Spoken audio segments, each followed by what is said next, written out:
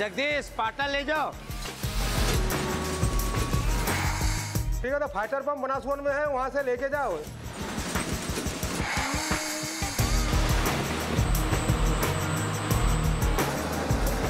हम 24 घंटों में 50 मीट्रिक टन घी का प्रोडक्शन करते हैं पर डे। 3,50,000 किसान, 16 लाख मवेशी,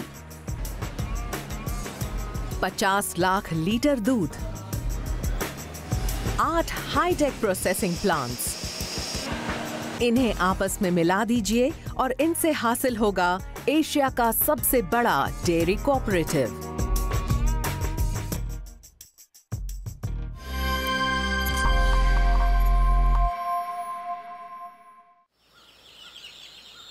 सुबह के 5 बजे हैं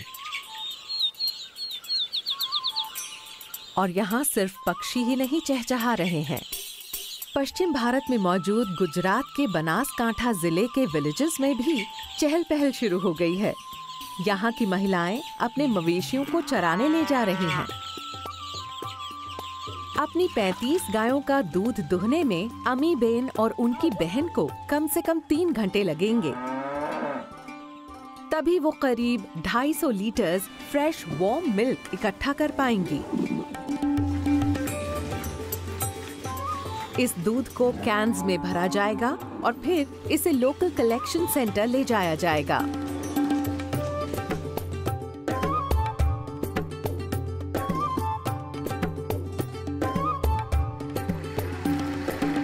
सुबह के 6:30 बजते बजते थावर गांव का कलेक्शन सेंटर काफी बिजी हो जाता है।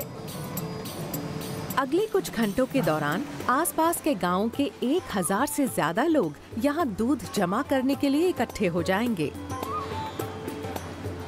और 11 बजते बजते ये ट्रक अमी बैन के गांव से दूध को यहां से करीब 70 किलोमीटर दूर बनास डेयरी कोऑपरेटिव हेडक्वार्टर्स पहुंचा देगा। सच तो ये है कि इस पूरे जिले से ही ट्रक्स बनास कोऑपरेटिव की तरफ बढ़ रहे हैं।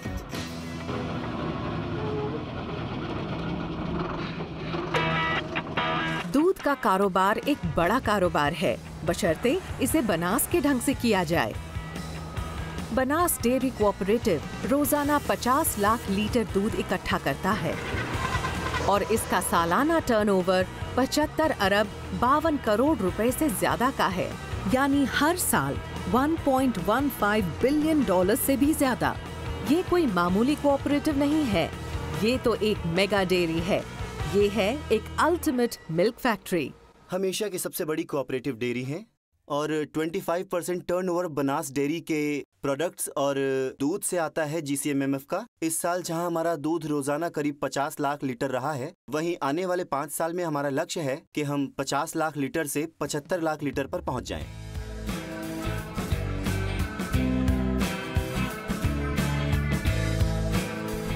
हम कई तरह के पाउडर बनाते रहे हैं। इसके अलावा हम इससे चीज बनाते हैं, मक्खन बनाते हैं, घी बनाते हैं, हम पनीर बनाते हैं और फ्लेवर्ड मिल्क बनाते हैं। बनास डेयरी कोऑपरेटिव को अपना नाम मिला उस जिले से जहां इसका हेडक्वार्टर मौजूद है। बनास डेयरी कोऑपरेटिव गुजरात के बनासकांठा जिले में पालनपुर में स्थित है। ये इलाका राजस्थान के रेगिस्तान और रण ऑफ कच्छ के सॉल्टी फ्लैट लैंड्स के बीच मौजूद है। ये एक सूखा और बंजर इलाका है। बारिश का यहाँ कोई भरोसा नहीं। ये यहाँ अक्सर औसत से कम ही होती है। इस जिले की ज्योग्राफी इसके फेवर में नहीं है। तो बनास डेयरी ने हालात को अपने मुताबिक कैसे ढाला और ये कैसे बनी एशिया की सबसे बड़ी डेयरी। बनास एक ऐसी जगह मौजूद है जो इंसानी बस्तियों से काफी दूर है। वाकई सबसे नजदीकी शहर यहाँ से करीब 150 किलोमीटर दूर है। हालात मुश्किल है, बहुत मुश्किल है। वाटर लेवल बहुत ही ज्यादा लो है। ये इलाका बहुत ही सूखा बंजर है। बनास डेयरी कोऑपरेटिव की स्थापना 1969 में हुई थी, गुजरात में कोऑपरेटिव मूवमेंट की शुरुआत के कुछ ही समय बाद। आनंद और महसाना डेयरी पहले ही कामयाबी का रास्ता दिखा चुकी थी। दूध और डेयरी के अलावा कोई व्यवसाय नहीं था यहाँ पर। पशु वैसे अकाल पड़े तो लेकर माइग्रेट करके बाहर ले जाते थे। दूध खाने के लिए उपयोग आता था। दूध कोई बेचे तो ऐसी मान्यता थी कि दूध और बेटा दोनों नहीं बेचा जा सकता। फाउंडर गलबा भाई नानजी भाई पटेल ने इस कोऑपरेटिव की शुरुआत सिर्फ कुछ 100 किसानों के साथ ही की थी। रोजाना करीब 800 लीटर दूध इकट्ठा किया जाता था और अब 5 दशक बाद मेंबरशिप बहुत ज्यादा बढ़ गई है। आज बनास डेयरी के 3,50,000 सदस्य हैं और यहाँ रोजाना करीब 50 लाख लीटर दूध का उत्पादन होता है। ये हर साल लगभग 10% की तेजी से ग्रो कर रहा है। इस कोऑपरेटिव में बनास के करीब 90% गांव शामिल हैं। बनास उन 18 कोऑपरेटिव्स में से एक है जो मशहूर Gujarat cooperative milk marketing federation का हिस्सा है और जो नामी अमूल ब्रांड ऑफ प्रोडक्ट्स बनाती है। बनास कोऑपरेटिव कोई साधारण मेंबर नहीं है। ये अमूल के कुल प्रोड्यूस का 1/4 यानी 25% हिस्सा कंट्रीब्यूट करता है। 10 साल पहले तक इसका नंबर 4था था और आज बनास है नंबर 1 और दूसरे नंबर की फेडरेशन का शेयर हमसे आधे से भी कम है। तो वो Gujarat milk marketing federation business में करीब 25% ही कंट्रीब्यूट कर रहे हैं। तो जहां तक अमूल का सवाल है, बनास का कंट्रीब्यूशन जबरदस्त है।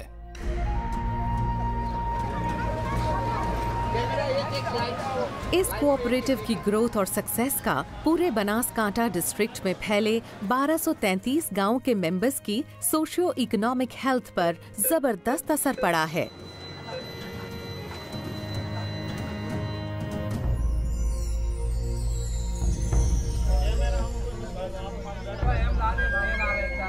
आइए आपको मिलवाएं गणेशपुरा लखानी गांव के पटेल परिवार से। 30 सदस्यों वाले इस परिवार की किस्मत बनास डेयरी कोऑपरेटिव की ग्रोथ के साथ सीधे तौर पर जुड़ी है। इनके दादा दरगाह भाई रावत भाई पटेल अर्ली 70s में इस कोऑपरेटिव के एक मेंबर बने थे। दरगाह भाई रावत भाई के बेटे लाला भाई पटेल लोकल मिल्क सेंटर के सेक्रेटरी हैं और उनके भतीजे बेला भाई यहाँ एक कंप्यूटर ऑपरेटर हैं। इनकी गायों का 250 लीटर से भी ज्यादा दूध रोजाना कोऑपरेटिव भेजा जाता है, जिससे इनके परिवार के बच्चों की शिक्षा का खर्च निकालने में मदद मिलती है। मेरे दादाजी ने डेयरी के माध्यम से ही पढ़ाई की थी और उसी तरह से मेरे पापा को भी पढ़ाया था और बाद में हम भी उसी सहाय से ही अभी तक पढ़ रहे हैं। लाला भाई पटेल की फैमिली बनास कोऑपरेटिव पर डिपेंड करती है और ये कोई अनोखी बात नहीं है। बनासकांठा में इंडस्ट्रियल ग्रोथ बहुत ही कम हुई है। ये बुनियादी तौर पर एक एग्रीकल्चरल डिस्ट्रिक्ट है। इस जिले में करीब 31 लाख लोग रहते हैं और इनमें से करीब 17,50,000 अपनी नियमित आमदनी के लिए बनास कोऑपरेटिव पर ही निर्भर करते हैं। साथ मिलकर चलने से कैसा फायदा होता है, इनका सबसे बड़ा ये सक्सेस स्टोरी है। एक डेजर्ट जैसे प्रदेश में, रण प्रदेश में, जहाँ पर हर बार अकाल रहता था, वाटर की क्राइसिस रहती थी, ऐसे क्षेत्र में एक दूध की गंगा मान लो कि पूरी नदी बह रही है। किसी कामयाब मिल्क कोऑपरेटिव को चलाना बहुत ही टेक्निकल काम होता है। दूध की शेल्फ लाइफ बहुत छोटी होती है और गर्मियों में यहाँ टेम्परेचर 44 डिग्री सेल्सियस तक पहुँच जाता है। अगर दूध को स्टोर करने में कोई गलती हो जाए तो वो खट्टा हो सकता है। लेकिन बनास डेयरी कोऑपरेटिव ने एक सिस्टम बनाया है ताकि इस विशाल जिले से इकट्ठा किया गया 50 लाख लीटर दूध प्रोसेसिंग के लिए इस डेयरी तक सुरक्षित ढंग से पहुंच सके।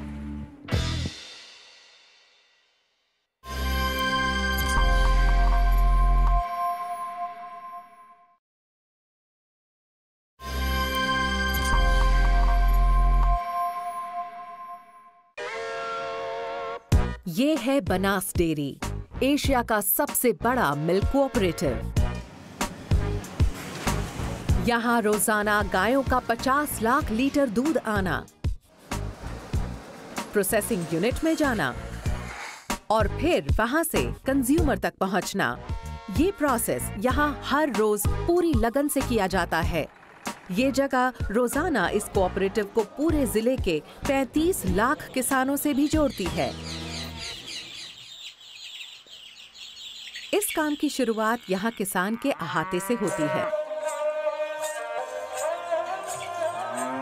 दिन में 2 बार अहमदपुरा विलेज के 30 साल के इरफान भाई मनकनॉय अपनी होल्स्टीन क्रॉस ब्रीड गायों को दूहते हैं।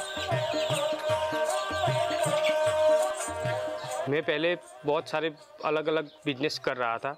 बूट चंपल की दुकान डाली, कपड़े की दुकान डाली, डायमंड में भी गया, लेकिन कोई जगह पे मुझे सफलता नहीं मिली। उसके बाद मैंने सोचा कि कोई और ऐसा बिजनेस करूं जिससे मुझे अच्छा मुनाफा, जो मेरी जो लाइफ है वो भी बेटर देन हो जाए।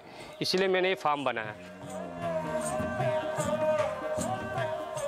पिछले मैं 3 साल से ये फार्म चला रहा हूँ और 3 साल के अंदर मुझे इतना ज़्यादा मुनाफा हो रहा है और इतना बढ़िया कि मैं घर पे अभी पूरा मेरा घर भी चेंज हो गया है।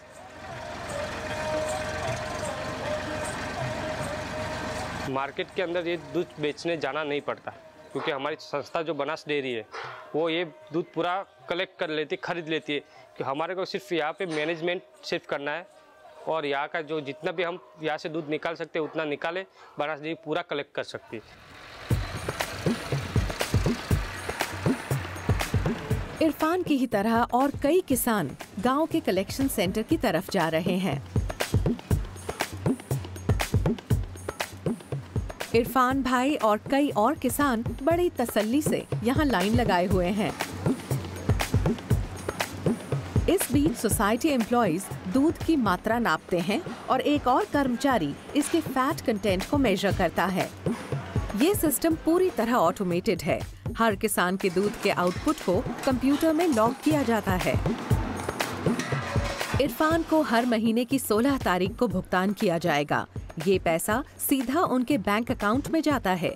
उनकी आमदनी टिकी है दूध की उस मात्रा पर जो वो यहाँ देते हैं और उसमें मौजूद फैट पर। तो दूध भराने के बाद मोबाइल में एक एप्लीकेशन है बनास डेयरी की, उसके अंदर एक मैसेज आता है कि कितना दूध भरवाया है, कितने रुपए का भरवाया है, कितना फैट है, SNF कितना है, वो पूरा लिस्ट आ जाता है। इकट्ठा किया गया दूध अब प्रोसेसिंग प्लांट भेजा जाएगा। इस बड़े से मिल्क टैंकर में 25,000 लीटर से भी ज्यादा दूध अपनी मंजिल तक पहुंचेगा। ये है पालनपुर में मौजूद बनास कोऑपरेटिव हेडक्वार्टर्स।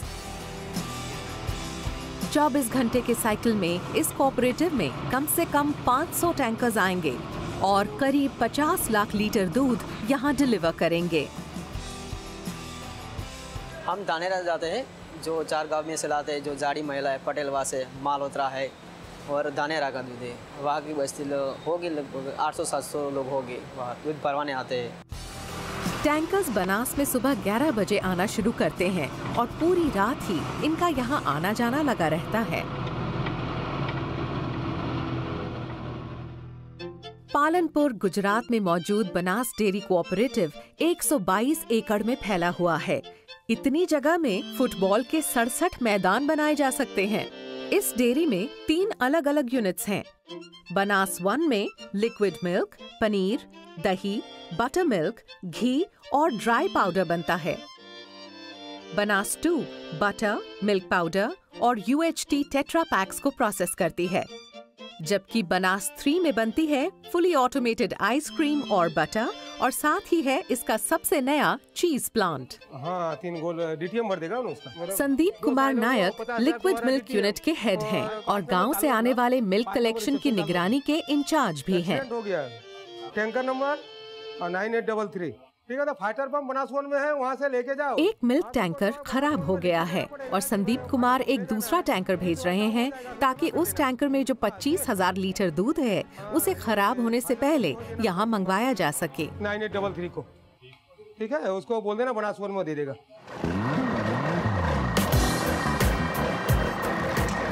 ऐसे हर टैंकर के दूध को इन विशाल साइलोस में खींच लिया जाएगा। ऐसे हर साइलो में 1.5 लाख लीटर दूध स्टोर हो सकता है और बनास में ऐसे 26 साइलोज हैं। हमारे यहाँ जो सबसे पहले जो टैंकर आती है उसका जो क्वालिटी क्लियरेंस होता है, उसके लिए अलग डिपार्टमेंट है।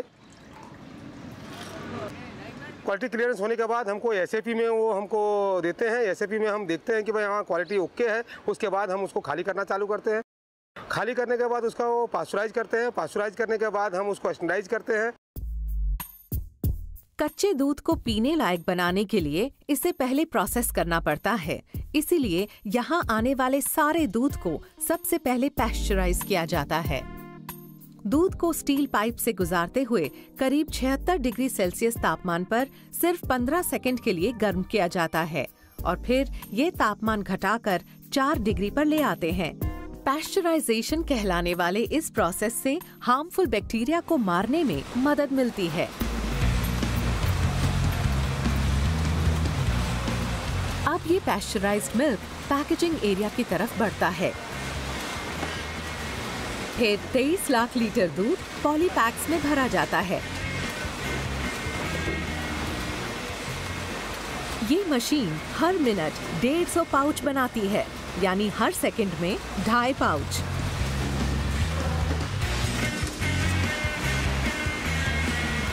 अब इन पाउचेस को इंतजार करते ट्रक्स में लोड किया जाता है। अब ये पूरे राजस्थान और गुजरात के बाजारों और दुकानों तक भेजे जाने के लिए तैयार है। करीब 10 लाख लीटर दूध नेशनल कैपिटल रीजन भेजा जाता है। इसमें से आधा दूध इन स्पेशलाइज्ड मिल्क ट्रेन्स के जरिए रवाना किया जाता है। इस मिल्क ट्रेन में 13 टैंकर वैगन्स हैं, जिनमें से हर एक की कैपेसिटी 42,000 लीटर है। यानी सिर्फ एक ट्रेन में ही 5,46,000 लीटर दूध भेजा जाता है और ये अपनी मंजिल तक पहुंचने तक एकदम ठंडा बना रहेगा। ये 36 घंटे तक इस दूध को कुछ होता नहीं है, क्योंकि डेयरी में से हम उसको पास्चराइज करके लाते। अब ये ट्रेन हरियाणा के फरीदाबाद जा रही है और एक नया दिन शुरू होने से पहले ही वहां पहुंच जाएगी।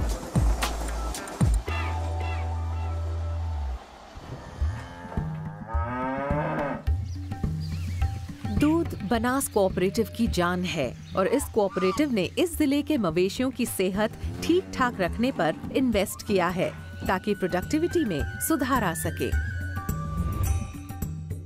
इस जिले में मवेशियों की सिर्फ 3 वैरायटी हैं। ये है इंडिजिनस कांकरेज गाय, जो एक हार्डी ब्रीड है। ये है लोकल महसानी भैंस, जो रोजाना 6.2 लीटर दूध देती है। और ये है HF क्रॉस। ये इम्पोर्टेड होल्स्टीन फ्रेजियन और कंकरेज गांव का मिला जुला रूप है, जो रोजाना औसतन 9.2 लीटर दूध देती है। 2009 में बनास कोऑपरेटिव ने एक बोवाइन सीमन प्रोडक्शन यूनिट कायम की ताकि मवेशियों के जेनेटिक कोड को सुधारा और बेहतर बनाया जा सके। जिले में बेहतरीन दूध देने वाली नस्लों को ढूंढने के कोऑपरेटिव के प्रोजेनी टेस्टिंग प्रोग्राम से गायों और भैंसों के बेस्ट मेल स्पेसिमेंस को पहचानने और उन्हें पालने में मदद मिली है। बनास ने एक अग्रेसिव आर्टिफिशियल इंसेमिनेशन प्रोग्राम शुरू किया है ताकि गायों की क्वालिटी सुधार कर दूध का प्रोडक्शन बढ़ाया जा सके। इस जिले में मवेशियों की आबादी 17 लाख है। इसमें से करीब 10 लाख मवेशी ब्रीडेबल हैं, पर हम इसे 100% AI कवरेज तक ले जाने की सोच रहे हैं। रोजाना इस सेंटर में हेल्दी बुल्स के सीमन को इकट्ठा किया जाता है। फिर इस सीमन को लैब में ले जाकर प्रोसेस किया जाता है और इसकी क्वालिटी चेक की जाती है।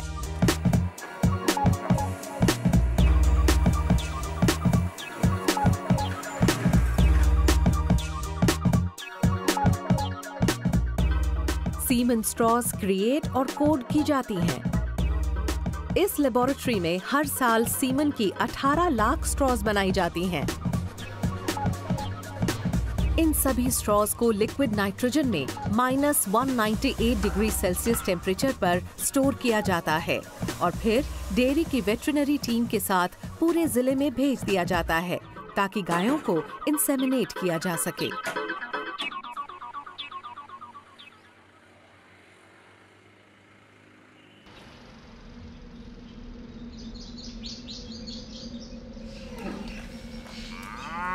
इस कोऑपरेटिव के रोल पर 165 वेटरिनरी डॉक्टर्स हैं जो अपने इन 4 पैर वाले मरीजों के लिए गांव में रेगुलर कैंप्स लगाते रहते हैं।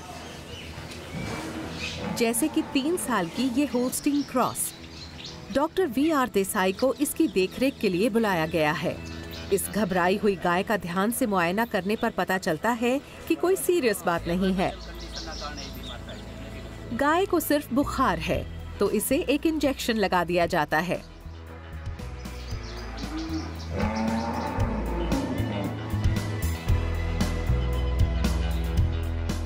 इस कोऑपरेटिव की असली जान है इसके डेयरी किसान, और बनास ने हाल ही में अपने मेंबर्स के लिए एक सुपर स्पेशलिटी हॉस्पिटल की शुरुआत की है। इन्हें यहाँ कोई फीस नहीं देनी पड़ती। बनास डेयरी कोऑपरेटिव के रोल पर 2500 कर्मचारी हैं जो 3 शिफ्ट्स में काम करते हुए ये इंश्योर करते हैं कि फैक्ट्री 24 घंटे और साल में 365 दिन खुली रहे। और इनका काम यहाँ सिर्फ सही बटन दबाकर फैक्ट्री को चालू रखना ही नहीं है, बल्कि अपने 3,50,000 मेंबर्स का ध्यान रखना भी है। यानी वो छोटे और बड़े किसान जिनके बल पर ये कीमती चीज हासिल होती है, वो सफेद सोना जो इस फैक्ट्री को चलाए रखता है।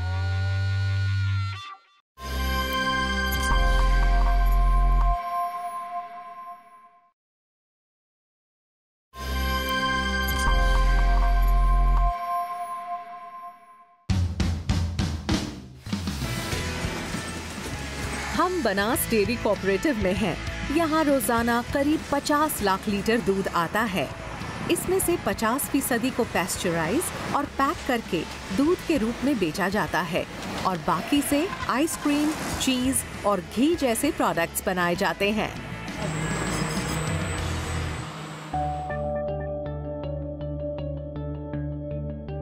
करीब 11 लाख लीटर दूध से मिल्क पाउडर बनाया जाता है। 3 लाख लीटर दूध को चीज और UHT long life milk unit भेजा जाएगा। योगर्ट और बटर मिल्क के लिए 1,50,000 लीटर दूध इस्तेमाल होगा। 1 लाख लीटर से पनीर बनेगा और सबसे कम सिर्फ 30,000 लीटर से आइसक्रीम बनेगी। ये है बनास की सबसे नई यूनिट, चीज प्लांट। बनास में रोजाना करीब 3 लाख लीटर दूध चीज की अलग अलग वैरायटी बनाने के लिए इस्तेमाल होता है। हमारा 30 टन का चेडर चीज प्लांट है, 20 ton mozzarella cheese plant and 20 ton of process cheese plant per day. Chairman Shankar Chaudhary हाल ही में एक्वायर किए गए चीज प्लांट का मुआयना करने आए हैं, जो इस कोऑपरेटिव की शान है। इस चीज प्लांट के लिए मशीनरी को इटली, स्वीडन, जर्मनी और डेनमार्क से मंगवाया गया है और इस पर 3 अरब 50 करोड़ रुपए की भारी लागत आई है। तो हम लोगों ने ये एक चीज का प्लांट लगाया। लोग बोल रहे थे कि 8-10 साल लगेंगे ये मार्केट तैयार होने में और चीज़ कौन खाएगा हिंदुस्तान में। लेकिन आज ऐसा है कि हमने जो भी कैपेसिटी से स्टार्ट किया वो कैपेसिटी लगभग पूरी हो गई 2-3 साल में। चीज बनाना एक बहुत ही स्पेशलाइज्ड प्रोसेस है। दूध को पहले बड़े बॉइलिंग बैट्स में डाला जाता है, फिर वे को कर्ड से अलग करने के लिए एक कर्डलिंग एजेंट मिलाया जाता है। फिर चेडर चीज को स्ट्रेन करके उसके बड़े बड़े ब्लॉक्स काटे जाते हैं। इनमें से हर एक का वेट 20 किलो होता है।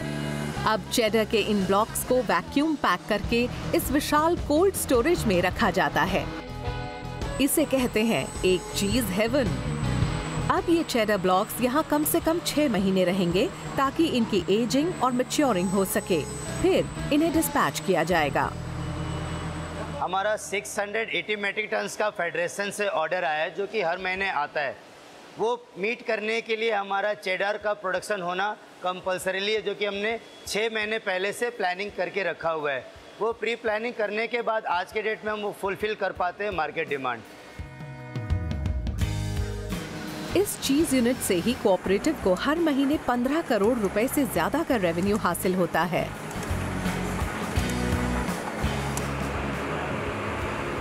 2016 में बनास डेयरी कोऑपरेटिव की सालाना सेल्स टर्नओवर 75 अरब 50 करोड़ रुपए थी, यानी हर दिन 20 करोड़ 50 लाख रुपए। बनास डेयरी एक कोऑपरेटिव है। इसका मतलब है कि इसके सदस्य इसके मालिक हैं और वही इसे चलाते हैं, जैसे कि अमी बहन, इरफान भाई, दरगाह भाई पटेल और पूरे जिले में फैले अन्य 3,50,000 डेयरी किसान। कोऑपरेटिव जो मॉड्यूल है वो भारत की जीन्स में घुटा हुआ ये मॉड्यूल है, तो एक स्वभाव कोऑपरेटिव है हमारा देश का। तो यही सिस्टम से जो हम आगे बढ़ेंगे तो हर किसी का फायदा होगा। डेयरी को चलाने का सिस्टम अनोखा है। इस पिरामिड में सबसे नीचे मौजूद हैं 3,50,000 मिल्क प्रोड्यूसर्स। हर डेयरी फार्मर अपनी local village dairy cooperative society का एक सदस्य होता है। 1281 गांवों की सोसाइटीज 16 सदस्यों को चुनती हैं, जिनसे बनता है बनास डेयरी बोर्ड।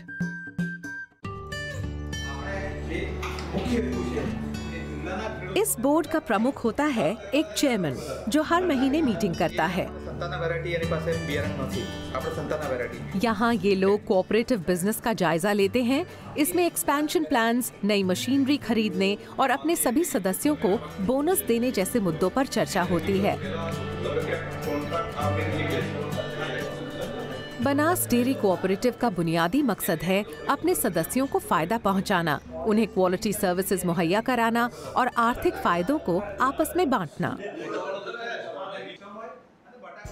खर्च होने वाले हर एक रुपए में से 86 पैसे इसके सदस्यों को जाते हैं और कोऑपरेटिव अपने बिजनेस को ठीक से चलाने के लिए सिर्फ 14 पैसे ही अपने पास रखता है।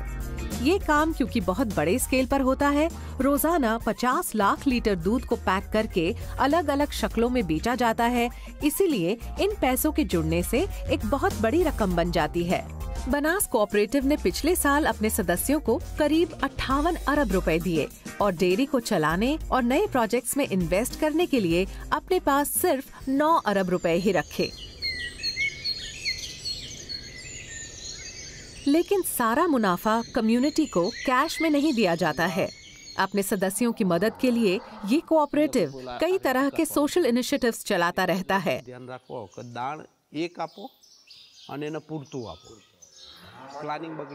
हमारे पास जो डेयरी एनिमल जिले के अंदर है, उनका न्यूट्रिशन रिक्वायरमेंट भी हमको देखना पड़ता है, तो उनके लिए बैलेंस न्यूट्रिशन जो है वो प्रोवाइड करने की भी जिम्मेवारी हमारी है।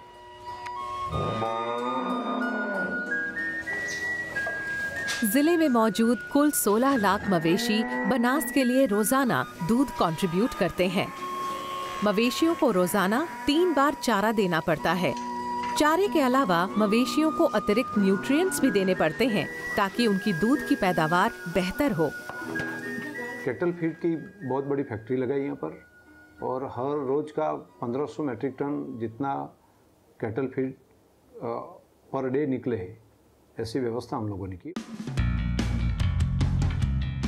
2013 में बनास कोऑपरेटिव ने इस semi automated cattle feed plant को कायम करने के लिए करीब 1 अरब 38 करोड़ रुपए इन्वेस्ट किए थे।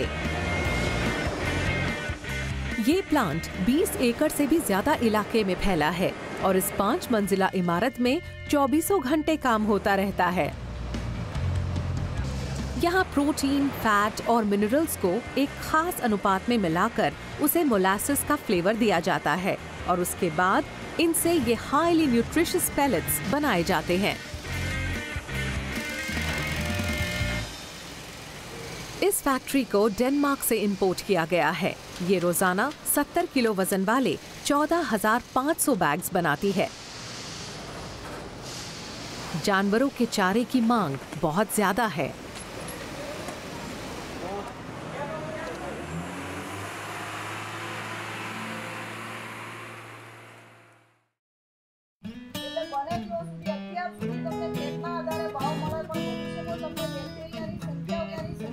कोऑपरेटिव अपने मेंबर्स के लिए कई मुफ्त ट्रेनिंग प्रोग्राम भी चलाता है।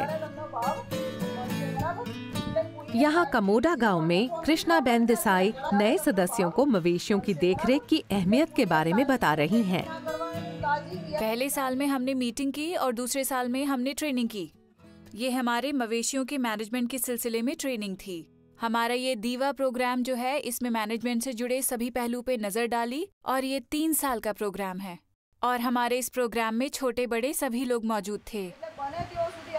इस तरह के ट्रेनिंग प्रोग्राम से डेयरी किसानों की बड़ी मदद होती है और वो मवेशियों की देखरेख से जुड़े नए नए तरीकों के बारे में जान पाते हैं।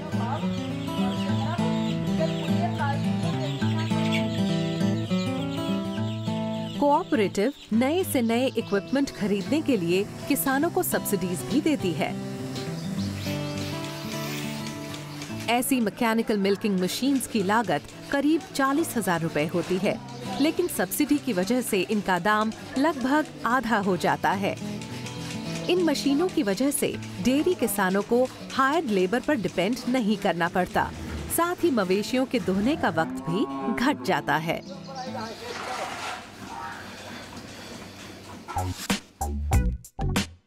ये डेयरी शॉप फ्लोर में टेक्नोलॉजी को हासिल करने और लागू करने के मामले में भी आगे रही है। यहाँ डेयरी में ज्यादातर प्रोसेसेस पूरी तरह ऑटोमेट हो चुके हैं और यहाँ ह्यूमन इंटरफेरेंस की शायद ही कोई जरूरत हो। पूरी सप्लाई चेन के अंदर राइट फ्रॉम विलेजेस से लेके मिल्क टैंकर से लेके यहाँ पे जो हमारे डेयरी प्लांट्स है वो भी ऑटोमेटेड है। We have tried our best of the best technological inputs और यही इनपुट्स की वजह से ही मैं बोला उस हिसाब से कंसिस्टेंट प्रोडक्ट हमको मिल रहा है। यहाँ एम्प्लॉइज या तो कंप्यूटर सिस्टम को ऑपरेट करते दिखते हैं या प्रोडक्शन लाइन के पैकेजिंग वाले हिस्से में नजर आते हैं। बाकी सारा काम इन ट्यूब्स, पाइप्स और टैंक्स के अंदर होता रहता है। जब ऑटोमेटेड सिस्टम इस्तेमाल में आने लगता है तो प्लांट की हाइजीन कंडीशन हमेशा कायम रहती है। तब चीज़ों को इंसान कम छूते हैं तो इससे प्रोडक्ट्स की क्वालिटी को मेंटेन और इम्प्रूव करने में मदद मिलती है। दूसरा फ़ायदा ये है कि इससे एफिशिएंसी बनी रहती है और चीज़ों को बनाने का खर्च घट जाता है। तो ऑटोमेशन और नई टेक्नोलॉजीज़ की मदद से बनास ने ग्रो किया है और आगे भी करेगा। यहाँ सिर्फ प्रोसेसिंग ही हाईटेक नहीं है, प्रोडक्ट्स की पैकेजिंग पर भी काफ़ी ध्यान दिया गया है ताकि इनकी फ्रेशनेस को कायम रखते हुए इनकी शेल्फ लाइफ भी बढ़ाई जा सके। बनास ने UHT लाइंस पर 2 अरब रुपए से ज्यादा खर्च किए हैं। ये मशीन काम करना कभी बंद नहीं करती। ये हर घंटे अल्ट्रा हाई टेम्परेचर वाले दूध के 75,000 पैकेट्स बनाती हैं। UHT मिल्क के इन पैकेट्स की शेल्फ लाइफ 6 महीने होती है और इन्हें न सिर्फ पूरे भारत में बल्कि दुनिया के अलग अलग हिस्सों में भी भेजा जाता है। बनास डेयरी अपने प्रोडक्ट्स बनाती है वर्ल्ड स्टैंडर्ड के मुताबिक। इसके प्रोडक्ट्स एक्सपोर्ट होते हैं सिंगापुर, हांगकांग, मिडिल ईस्ट और USA तक। बाहर बेशक अंधेरा हो गया है, लेकिन डेयरी के अंदर काम जारी है। ये कन्वेयर बेल्ट्स कभी नहीं रुकती। पूरी रात चीज को काटा जाता है, मक्खन के टुकड़ों को रैप किया जाता है, दूध का पाउडर बनकर पैक होता है और आइसक्रीम्स बनती रहती हैं ताकि ऐसा क्वालिटी हाइजीनिक प्रोडक्ट तैयार हो जिस पर बनास कोऑपरेटिव को गर्व हो।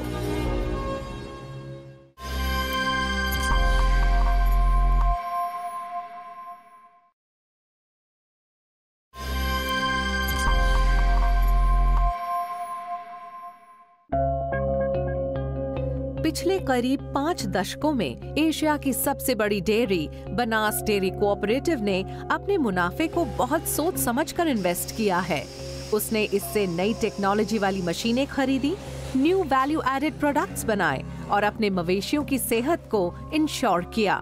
इसीलिए इन्हें काफी नाम और इनाम मिले हैं। बनास डेयरी कोऑपरेटिव को 2017 नेशनल डेयरी डेवलपमेंट अवार्ड्स में लार्ज कोऑपरेटिव कैटेगरी में बेस्ट घोषित किया गया। बनास को टॉप मोस्ट कैटेगरी में पहला प्राइज मिला और इसे कई पैरामीटर्स के आधार पर सिलेक्ट किया गया। अहम खूबियां थीं इसका governance structure, quality parameters, adherence to the quality standards, बहुत मजबूत रिश्ता मिल्क प्रोड्यूसर्स के साथ, गांव की कवरेज और प्रोड्यूसर्स के बैंक खातों में सीधे ही दूध का भुगतान होना। लेकिन ये कोऑपरेटिव सिर्फ इससे ही संतुष्ट नहीं होगी। अब ये अपने जिले से निकलकर दूसरे राज्यों तक भी अपने पंख फैलाने की तैयारी में है। बनास कोऑपरेटिव ने उत्तर प्रदेश और हरियाणा में अपने प्रोसेसिंग प्लांट्स खोल लिए हैं। कोऑपरेटिव ने कानपुर और लखनऊ में भी अपने प्रोक्योरिंग और प्रोसेसिंग प्लांट्स कायम किए हैं और अब इसकी योजना वाराणसी में भी है। हफ्ते में करीब 4 बार की मिल्क ट्रेन बनासकांठा से चलकर फरीदाबाद रेलवे स्टेशन पहुंचती है, जहां इस दूध को इंतजार करते ट्रक्स में पंप किया जाता है। इस पूरी ट्रेन को खाली करने के लिए 28 ट्रक की जरूरत पड़ती है। इसके बाद दूध को फरीदाबाद प्रोसेसिंग यूनिट में भेजा जाता है। हरियाणा के फरीदाबाद का प्लांट प्रोडक्शन कैपेसिटी के हिसाब से गुजरात के बाहर सबसे बड़ा प्लांट है। इस फैक्ट्री को बेहद आधुनिक टेक्नोलॉजी से बनाया गया है और ये कस्टमर बेस के काफी नजदीक भी है, इसीलिए हमने इसे यहाँ बनाया है। वरना हम UHT मिल्क और पाउडर जैसे प्रोडक्ट्स को तो वहाँ भी बना सकते थे, लेकिन कस्टमर को फ्रेश प्रोडक्ट्स चाहिए, इसलिए हमने दिल्ली और NCR के कस्टमर्स को क्वालिटी प्रोडक्ट देने के लिए इतना सारा पैसा इन्वेस्ट किया है। फरीदाबाद प्लांट में लेटेस्ट डेयरी टेक्नोलॉजी का इस्तेमाल हुआ है और ये 10 एकड़ इलाके में फैला हुआ है। यहाँ भी बनास की तरह ही काम होता है और यहाँ मकसद है नेशनल कैपिटल रीजन जैसे बड़े बाजार का फायदा उठाना।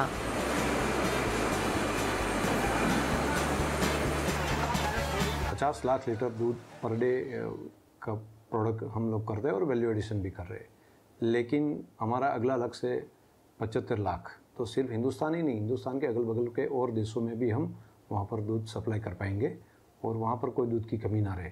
इनकी जिम्मेदारी भी हम उठाना चाहते हैं।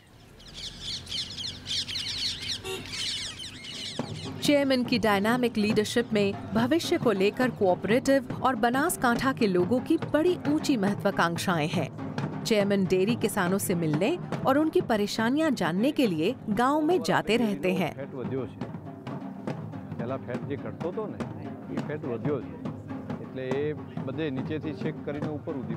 शंकर चौधरी कोऑपरेटिव के विकास में अब एक नया अध्याय शुरू करने वाले हैं। वो बनासकांठा के किसानों की मदद के लिए कारोबार को दूध से आगे ले जाना चाहते हैं। सिर्फ दूध तक सीमित न रहते हुए हम लोगों ने मस्टर्ड और जो ग्राउंडनट है, मूंगफली और राई, दोनों में भी हम लोग वैल्यू एडिशन एक 500 मीट्रिक टन का प्लांट हम लोग ने अभी स्टार्ट कर दिया है। वो जैसे ही तैयार होता है, हम लोगों ने एक अनार में से जूस बनाकर पैकिंग करने का काम भी हाथ पर लिया है।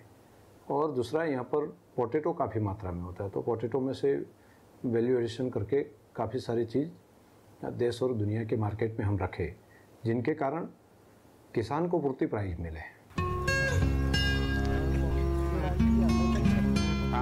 राणा भाई लाला भाई पटेल डेयरी के शहद प्रोग्राम से जुड़ने वाले शुरुआती सदस्य हैं। अपने पहले सीजन में राणा भाई के पास सिर्फ 15 बॉक्सेस थे और उन्होंने सिर्फ 260 लीटर शहद की ही पैदावार की थी। लेकिन इस सीजन में उनके पास 50 बी बॉक्सेस हैं और इन्हें 5000 लीटर शहद का उत्पादन होने की उम्मीद है, जिसके जरिए ये शायद अगले कुछ महीनों में 7 लाख रुपए तक कमाई कर पाएंगे। जो सीजन आती है फूलों की, तभी एक बॉक्स में से 10 दिन के भीतर 6 से 7 केजी हनी देता है। तो 150 रुपये में बनास डेयरी खरीदती है, तो 700-800 रुपया 10 दिन में एक बॉक्स का मिलता है हमको। बनास ने अमूल बोर्ड से ये अनुरोध किया है कि उसका मार्केटिंग डिवीजन बनास के शहद, तेल और पोटैटो चिप्स को भी बेचे। हमें हाल ही में बनास के चेयरमैन की रिक्वेस्ट मिली कि बनासकांठा के किसान आलू जैसी अपनी दूसरी कृषि फसलों के लिए मिल रहे दामों से खुश नहीं हैं। नॉर्थ गुजरात में काफ़ी आलू पैदा होता है। उनका कहना था कि वो इस आलू में वैल्यू ऐड करना चाहते हैं। वो आलू प्रोसेस करके उससे finger chips, hash potatoes, patties बनाकर अमूल ब्रांड के तहत बेचना चाहते हैं। बनास कोऑपरेटिव की कामयाबी गजब की रही है। बहुत अच्छे ढंग से चलाई गई इस डेयरी का इस जिले के सोशियो इकोनॉमिक इंडिकेटर्स पर शानदार असर पड़ा है। बनास गांव को मजबूत बनाने के गांधी मॉडल की एक सच्ची मिसाल है। इसके जरिए इस जिले का करीब करीब हर डेयरी फार्मर समृद्ध बना है। बनास की ग्रोथ वाकई अनोखी है, क्योंकि इसने सिर्फ रोजी पर ही नहीं बल्कि शिक्षा और सेहत पर भी बढ़िया असर डाला है। हमारे सामने जो सबसे बड़ी चुनौती है वो है किसानों की अगली पीढ़ी। हम चाहेंगे कि युवा पढ़ने के बाद भी गांव में रहें और दूध का उत्पादन करते रहें, और ऐसा सिर्फ तभी होगा जब मिल्क या डेयरी बिजनेस बहुत कंटेम्पररी और मॉडर्न होगा।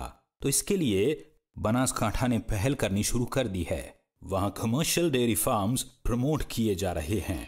तो अगली बार जब आप ब्रेकफास्ट करने लगे, दूध का एक गिलास पिए, टोस्ट पर मक्खन लगाएं, चाय के प्याले में दूध डालें या फिर तपती गर्मी को किसी आइसक्रीम के जरिए हराने की कोशिश करें, तो याद रखें कि ये चीजें बनास से आई हो सकती हैं, जो भारत के सबसे तेजी से बढ़ते डेयरी कोऑपरेटिव्स में से एक है। इसके मालिक हैं 3,50,000 किसान और इसका हेडक्वार्टर मौजूद है सूखे और बंजर बनासकांठा में।